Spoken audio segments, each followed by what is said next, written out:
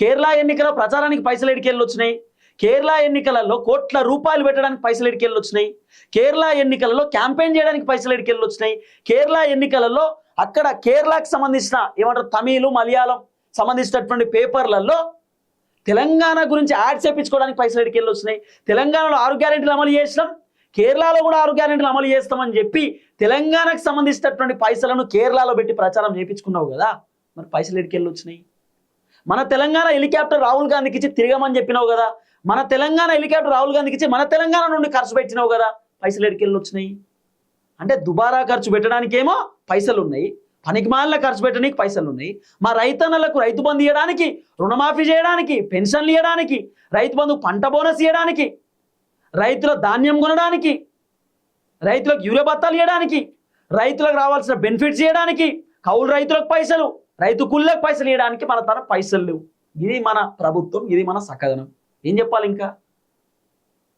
ఏదోటి చేసి అయితే చిన్న మెల్లగా 3వ ఎకరానికి రైతు బంధు రిలీజ్ చేయడానికి అన్న రెడీ అవుతుంది, తయారవుతుంది. ఇప్పుడు అధికారులకు చెప్పినట్టు ఇవ్వాలనే రెడీ పెట్టుర్రి, 80% ఈ నెల ఇవ్వాలని చెప్పినట్టు, 80% ఈ నెల ఇవ్వాల్సింది రైతు బంధు, 80% చేయాలి. మీరు నిధులు తయారు పెట్టండి. నిధులు తయారు పెట్టేది అధికారుల, మళ్ళా ముఖ్యమంత్రి చేయాలి ఆ పని. ఏదో మళ్ళీ అప్పు దేవాలి ఒక కాడికెళ్ళి. ఇప్పుడు అప్పుకు రెడీ అవుతున్నాడు, ఎడికెళ్ళి తిత్తరాడు ఐసిఐసిఐ బ్యాంకో ఆర్బీఐయో లేకపోతే ఇంకో కాడికి. ఇప్పుడు అప్పు దేనికి అన్న సిద్ధమవుతున్నాడు.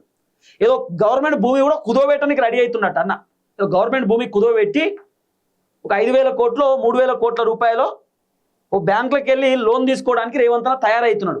మన గవర్నమెంట్ భూమి కుదోబెట్టి ఆల్రెడీ అన్ని కుదోబెట్టిరు. కేసీఆర్ ఉన్నప్పుడు, ఇప్పుడు రేవంత్ అన్న వచ్చినాక బస్ స్టాండ్లు కుదోబెట్టిరు, జెన్కోలు కుదోబెట్టిరు, లేకపోతే ఏమంటారు అన్ని కుదోబెట్టిరు. మొత్తం అంత కుదోబెట్టి భూములు గీములు అన్ని కుదోబెట్టి ఆఖరికి ఇప్పుడు ఉన్నాయన్ని భూములు కూడా గవర్నమెంట్ భూములు కూడా ఖతం చేయడానికి రెడీ అయ్యారు.